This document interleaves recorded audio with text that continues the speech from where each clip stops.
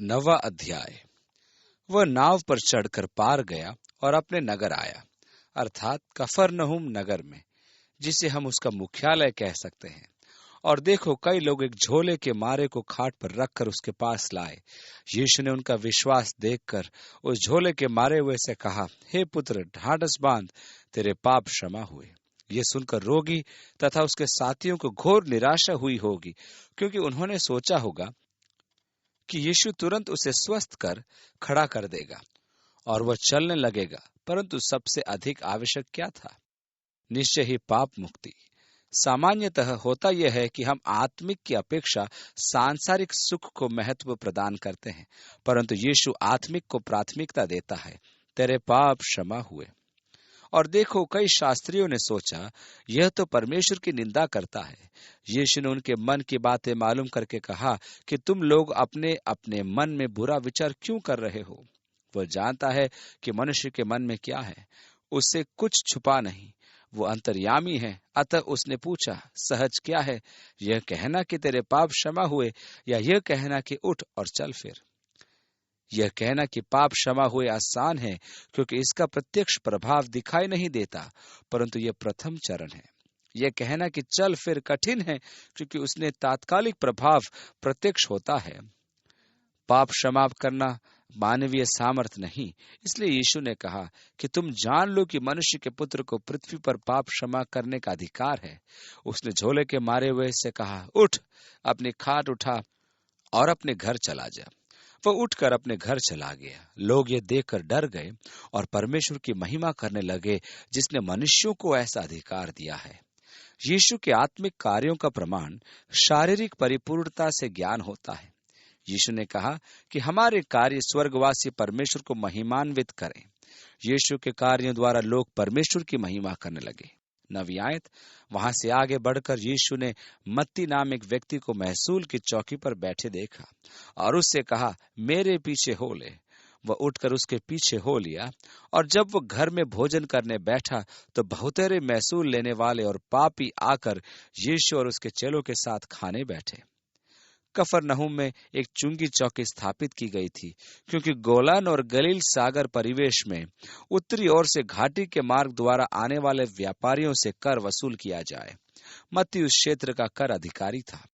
जब यीशु ने उसके साथ दया का व्यवहार किया, तब वह मन परिवर्तन करके यीशु को घर ले आया और अन्य साथियों को आमंत्रित किया कि वे देखें उसे कैसा सौभाग्य प्राप्त हुआ। उसके साथी भी उसी की भांति थे। अतः फरीसी अप्रसन्न हुए। ये देखकर फरीसियों ने उसके चेलों से कहा, तुम्हारा गुरु महसूल लेने वालों और पापियों के साथ क्यों खाता है? उस संस्कृति में भोजन की सहभागिता अत्यधिक महत्वपूर्ण मानी जाती थी, क्योंकि उनके विचारों में भोजन के सहभागी सब एक ही स्वभाव के व्यक्ति होते थे, जो एक ही रोटी के तोड़ने के द्वारा उसको शरीर का अंग बनाकर एक दूसरे का अंग बन जानते थे, क्योंकि सब एक ही रोटी से पोषित थे। अतः यदि किसी को किसी से घृणा है या वे परस्पर असंगत हैं, तो वे भोजन में सहभागिता कदापि नहीं करते। और इसी कारण फरीसी यीशु को मत्ती और उसके साथियों के साथ भोजन करते देख आश्चर्यचकित हुए, क्योंकि महसूल लेने वाले पापी माने जाते थे। परंतु यीशु का पापियों में जाना जाना आवश्यक था, अन्यथा पापियों को उद्धार कैसे प्राप्त होता? 12वीं आयत। फरीसियों ने अपनी प्रथा के अनुसार यीशु के शिष्यों से प्रश्न किया और यीशु से उचित उत्तर प्राप्त किया कि वैद्य भले चंगे को नहीं वरन बीमारों को आवश्यक है। सो तुम जाकर इसका अर्थ सीख लो कि मैं बलिदान नहीं परंतु दया चाहता हूँ। होशे की पुस्तक उसका 6 अध्याय की 6 आयत में यह परमेश्वर की वाणी है, जिसकी और यीशु उनका ध्यान आकर्षित करके कहता है कि वे उचित अध्ययन करें। 13वीं आयत। क्योंकि मैं धर्मियों को नहीं परंतु पापियों को बुलाने आया हूं। तब यूहन्ना के चेलों ने उसके पास आकर कहा, क्या कारण है कि हम और फरीसी इतना उपवास करते हैं पर तेरे चेले उपवास नहीं करते? यीशु ने उनसे कहा कि क्या जब दुल्हा साथ है बाराती क्या शोक कर सकते हैं? पर वे दिन आएंगे कि दुल्हा उनसे अलग किया जाएगा, उस समय वे उपवास करेंगे। शिष्यों के लिए उपवास का समय तब होगा जब यीशु का स्वर्गारोहण हो जाएगा और वे सुसमाचार का प्रचार आरंभ करेंगे। अब पुनः जागरण के विषय में यीशु का वक्तव्य है कि कोरे कपड़े का पैबंद पुराने पहरावन पर कोई नहीं लगाता, क्योंकि वह पैबंद पहरावन से और खींच लेता है और वह अधिक फट जाता है। उस युग में कपड़ा कंपनी से सिकुड़ कर नहीं आता था, क्योंकि उस समय कपड़ा गृह उद्योग से उत्पादित किया जाता था। अतः पहना हुआ कपड़ा जो कई बार धुल चुका होता था, फट जाए तो उस पर नए कपड़े का पैबंद लगाने से धोने के पश्चात पैबंद सिकुड़ कर छोटा होता था और वह वस्त्र को और अधिक फाड़ देता था। इसी प्रकार नया दाखरस पुराने मशकों में नहीं भरते, क्योंकि ऐसा करने से मशकें फट जाती है और दाखरस बह जाता है और मशकें नाश हो जाती हैं, परंतु नया दाखरस नई मशकों में भरते हैं और वे दोनों बची रहती हैं। यीशु का कहने का अर्थ था कि वह पुराने वस्त्र अर्थात यहूदी प्रथाओं में कोई नई जागृति या पुराने मशकों अर्थात धर्म तंत्र में नया दृष्टिकोण स्थापित करने नहीं आया था। मैं आज मसीह विश्वास में इन पदों को प्रासंगिक मानता हूं, क्योंकि धर्म तंत्र की स्थिति भी पुराने वस्त्र तथा पुरानी मशकों के सदृश है। उनमें जागृति उत्पन्न करना लगभग असंभव प्रतीत होता है। अतः परमेश्वर को उनकी सीमाओं से परे होकर कार्य करना होता है। अन्य शब्दों में यह कहना उचित होगा कि परमेश्वर नई मशकों की खोज करता है। यह मेरा व्यक्तिगत अनुभव है कि स्थापित धर्म तंत्र में नई जागृति यदि संभव हो भी जाए तो वह अधिक दिन नहीं ठहर पाती। वो उनसे ये बातें कह ही रहा था कि देखो, एक सरदार ने आकर उसे प्रणाम किया और कहा, मेरी पुत्री अभी मरी है, परंतु चलकर अपना हाथ उस पर रख तो वो जीवित हो जाएगी। ये सरदार इस समय घोर निराशा से ग्रस्त था, परंतु उसका विश्वास देखिए। उसने यीशु को आके दंडवत किया और निवेदन करने से नहीं चूका। उसको विश्वास था कि यीशु उसे पुनः जीवित करेगा। यीशु उठकर अपने चेलों समेत उसके पीछे हो लिया और देखो, एक स्त्री ने जिसके 12 वर्ष से लहू बहता था, उसके पीछे से आकर उसके वस्त्र के आंचल को छू लिया, क्योंकि वह अपने मन में कहती थी कि यदि मैं उसके वस्त्र ही को छू लूंगी तो चंगी हो जाऊंगी। यीशु ने फिरकर उससे देखा और कहा, पुत्री, ढाढ़स बांध, तेरे विश्वास ने तुझे चंगा किया है। सो वह स्त्री उसी घड़ी चंगी हो गई। यहाँ ध्यान देने योग्य विषय है कि विश्वास का प्रयोगात्मक उपयोग। मेरे विचार में यह अत्यंत आवश्यक है कि हम विश्वास को यथार्थ रूप प्रदान करें, जिस प्रकार उस स्त्री ने किया और वह तुरंत रोगमुक्त हो गई। याकूब 5वें अध्याय की 14वीं आयत में लिखा है कि रोगी प्राचीनों को एकत्र करके सिर पर हाथ रखवा कर प्रार्थना कराएं। हाथ रखना ही विश्वास की सक्रियता का संपर्क बिंदु है। इसी कारण यीशु ने कहा कि तेरे विश्वास ने। जब यीशु सरदार के घर में पहुंचा और बांसुरी बजाने वालों और भीड़ को हुल्लड़ मचाते हुए देखा, तब कहा। अब अनेक सभ्यताओं में यह प्रथा प्रचलित है कि किसी की मृत्यु पर कोलाहल किया जाए कि दुष्टात्मा भागे, परंतु यीशु ने उनसे कहा, हट जाओ, लड़की मरी नहीं पर सोती है। इस पर वे उसकी हंसी उड़ाने लगे, परंतु जब भीड़ निकाल दी गई तो उसने भीतर जाकर लड़की का हाथ पकड़ा और वह जी उठी, और इस बात की चर्चा सारे देश में फैल गई।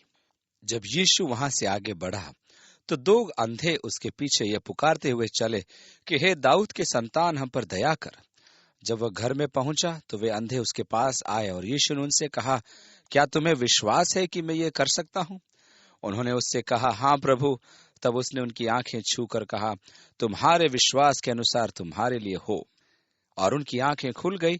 और यीशु ने उन्हें चिताकर कहा, सावधान, कोई इस बात को न जाने। पर उन्होंने निकलकर सारे देश में उसका यश फैला दिया।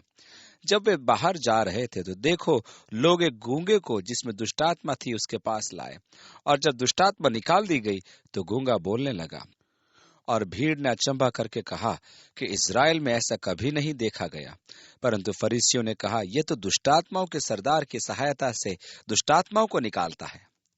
इसे ध्यान में रखिए, क्योंकि हम अग्रिम गद्यांश में अक्षम्य पाप के विवेचन के समय इस पर भी मनन करेंगे। आगे लिखा है, और यीशु सब नगरों और गांवों में फिरता रहा और उनके सभाओं में उपदेश करता और राज्य का सुसमाचार प्रचार करता और हर प्रकार की बीमारी और दुर्बलता को दूर करता रहा। जब उसने भीड़ को देखा तो उसको लोगों पर तरस आया, क्योंकि वे उन भेड़ों की नाई जिनका कोई रखवाला न हो, व्याकुल और भटके हुए से थे। तब उसने अपने चेलों से कहा, पके खेत तो बहुत हैं, पर मजदूर थोड़े हैं। इसलिए खेत के स्वामी से विनती करो कि वह अपने खेत काटने के लिए मजदूर भेज दे। यहाँ ध्यान देने योग्य विषय यह है कि यीशु किसी पद्धति विशेष से बंधा नहीं था। आज हम स्वयं को विधि पालक घोषित करते हुए परमेश्वर को भी एक तंत्र में बांधना चाहते हैं। हमारे विचारों में यदि कोई विधि एक बार सफल हो जाती है तो हमें उसे सिद्धांत बना देना चाहिए, ऐसा हम सोचते हैं। इसका कारण है कि हम परमेश्वर के कार्यों की अपेक्षा स्वयं को अधिक महत्व देते हैं। परंतु यीशु के पास ऐसा कोई चमत्कार प्रदर्शन का सूत्र नहीं था। उसके कार्यों में विविधता थी, क्योंकि मनुष्य की आवश्यकताएं भी विविध होती हैं। मैं परमेश्वर का आभारी हूं कि वह मुझे तथा प्रत्येक विश्वासी के साथ उसकी आवश्यकता तथा व्यक्तिगत जरूरत के अनुरूप व्यवहार करता है। अतः परमेश्वर को किसी विधि विशेष में सीमित करना अनुचित है। स्मरण कीजिए कि यीशु ने 10 कोढ़ियों से मात्र यही कहा, जाकर याजक को दिखाओ। अब यदि अध्याय 8 और उसके दूसरे पद का कोढ़ी उन 10 से भेंट करे और कहे कि मैं उस वर्ग का हूं जैसे यीशु ने स्पर्श किया, अतः तो मुझसे पृथक हो जाओ, तो वे 10 कहेंगे कि हमारा वर्ग शोधित वर्ग है। इस प्रकार 2 कलीसियाओं का निर्माण हो सकता है। जी हाँ, परमेश्वर के विविध कार्यों के लिए पर्याप्त स्थान है, वरन इतना अधिक कि प्रत्येक जन के लिए विविधता। हम परमेश्वर को सीमित कदापि न करें। परमेश्वर आपके साथ आपकी आवश्यकता एवं व्यक्तित्व के अनुरूप व्यवहार करेगा। अतः किसी अन्य के साथ परमेश्वर के व्यवहार की यथावत कामना नहीं कीजिए। आने वाले अध्याय में हम अक्षम्य पाप के विषय विवेचना करेंगे। इस विषय में अनेक विश्वासी चकित रह जाते हैं। प्रभु आपको आशीष दे और देता रहे। आपके जीवन पर परमेश्वर का हाथ उठा हो। आप परमेश्वर के सामर्थ अपने जीवन में विशेष रूप से सक्रिय पाएं। आप मसीह यीशु में होकर प्रत्येक क्षेत्र में समृद्ध हों। आप प्रभु की घनिष्ठता के कारण जीवन के हर पहलू में उन्नति का अनुभव करें। यीशु के नाम में आमीन।